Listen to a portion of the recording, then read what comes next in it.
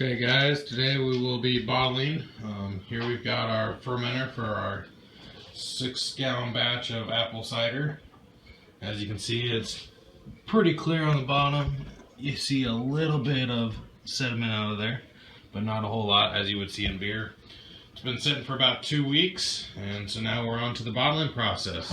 So what you want to do is get your beer bottles out. You'll want probably about 60 to 65 bottles for this. So the first thing you want to do is get your Star San solution ready, or sanitizing solution, which is what I've got in this bucket. You can reuse it several times. What you want to do is just create your first Star San solution in a clean bucket, and then every time after that you want to seal it off with a lid that's tight. So there we go. So you can see that bucket there. And then to make sure it's still good, you want to take the pH of it. Star San recommends below 3, so we'll take a pH strip. We'll just dip it in there and kind of see what it comes out as, and see if we need to add more Star San solution or not. So this one is very, very blue, you can see. That is pretty high on the chart, so we'll have to add quite a bit of Star San to try to get that down below 3.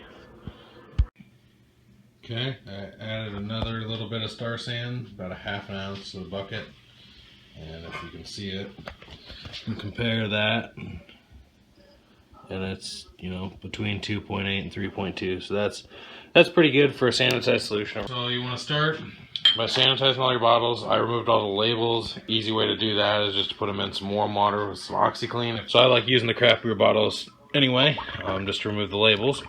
So just put them in there, fill each bottle, and let it sit in there for a couple minutes to fully sanitize it. Do that process, and then for all your bottles, all 55 or 60 of them, and then you can put them back in these racks to drain out while you get the rest of your process going. Okay, now we've got all our beer bottles sanitized and drying on the racks here. There's no need to rinse after you use a Star San solution. You just put them on there and let them dry for a little bit.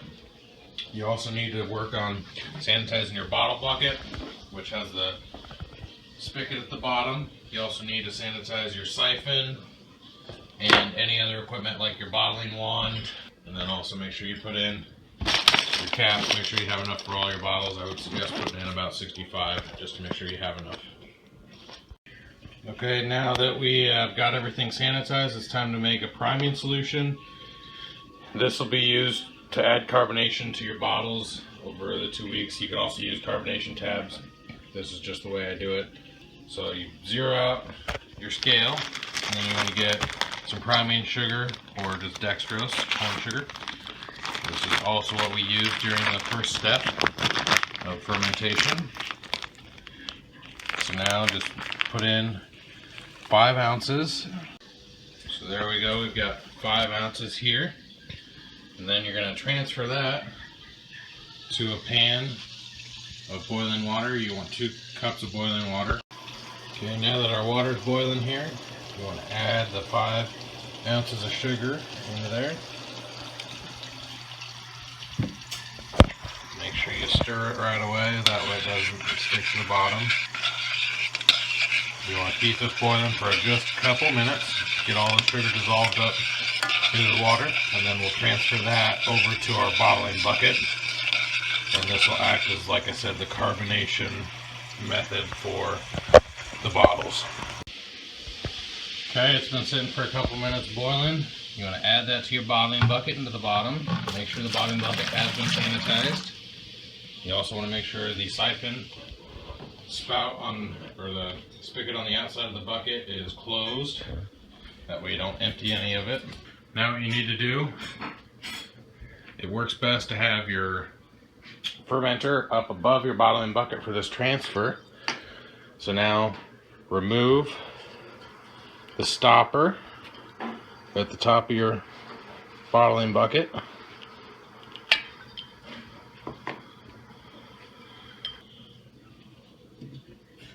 So now what you need to do is take your siphon assembly that's been sanitizing.